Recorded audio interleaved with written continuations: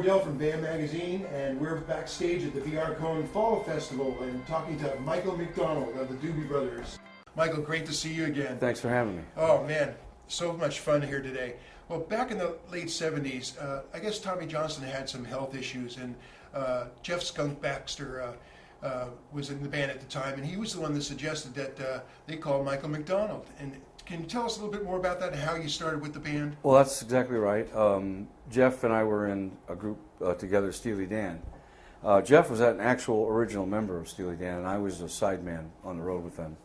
And so we got to know each other touring, and when the Steely Dan disbanded for the most part, except for Donald and Walter, all of us were just kind of looking for things to do. And Jeff, I think, set the record for staying on the road longer than any musician ever has. And he would just be out with one band for a while, Elton John, and then he'd jump on with the Eagles for a couple weeks. And then with the Doobies, he did much the same. And at a certain point, he became kind of ingrained in the Doobie Brothers, and so they kind of embraced him more as a member of the band. And so when Tommy went on hiatus for a bit, they needed just somebody to fill in on keyboards and some background vocals, maybe take some leads, and so that the band could just keep working and kind of play out the concerts they had booked, Mm-hmm. And I didn't really think it would go much further than that, so I was happy to get the job and went out and did it. And as things progressed, we got closer to the band going back in the studio.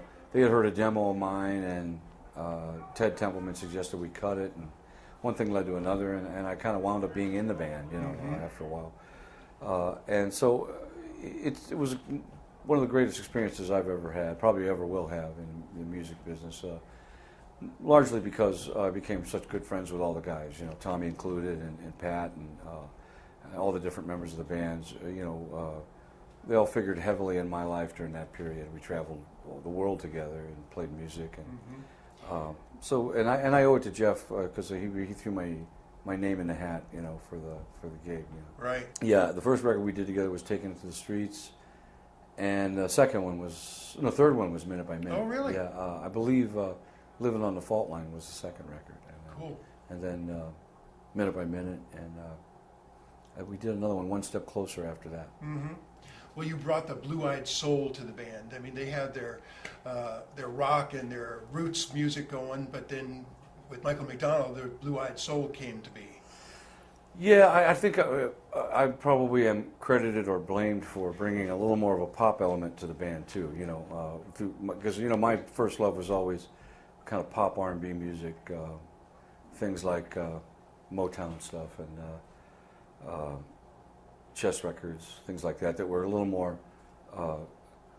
the glossier end of soul music. I always loved those artists, Marvin Gaye, which all the guys did, So a lot of my songs were kind of, in my own mind, just kind of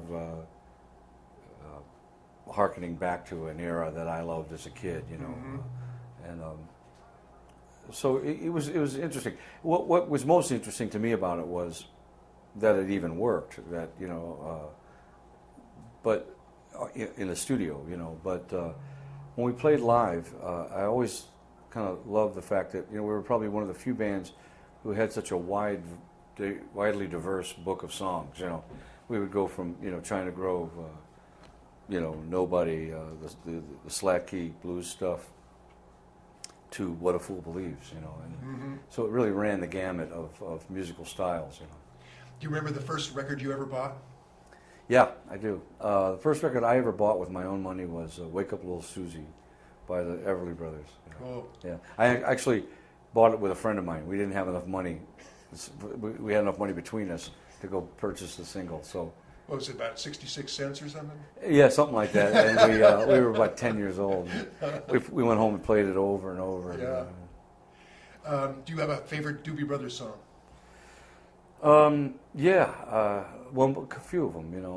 One of my favorites is Blackwater, and of course one of my all-time favorites is Long Train Running too. Mm-hmm. I always like it's such an iconic song, and both of those are, And I think they really kind of, for me, represent what was always unique about the Doobie Brothers. You know, there was a very bluesy kind of rock style, like you said, rootsy kind of music that these guys always presented in their own way. You know, much like the Beatles to me presented, you know, in their own way, music that, you know, had been around before, but it somehow just sounded different coming from them.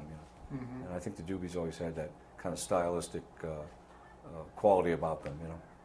So the word doobie was a code name for marijuana back in the day. Yeah. Did your parents have any issues with you joining the Doobie Brothers? No, I was too old for them to worry about that then. My son threw it up to me years later. I was telling him that I didn't appreciate some of the music he was listening to. I didn't think it had a good message for the youth of America. He just kind of stared at me for a second. He goes, "Yeah, because a giant roach on the album cover. Oh, there's a great message for the youth of America." So I never said another word after that. You know, kept my mouth shut. You know. Michael, you got to get out to the stage, man. Thanks a lot for taking My the pleasure, time man. to talk Thank you. to Thanks us. for having us. Oh, my pleasure. Bye-bye. Thanks, man. Thanks.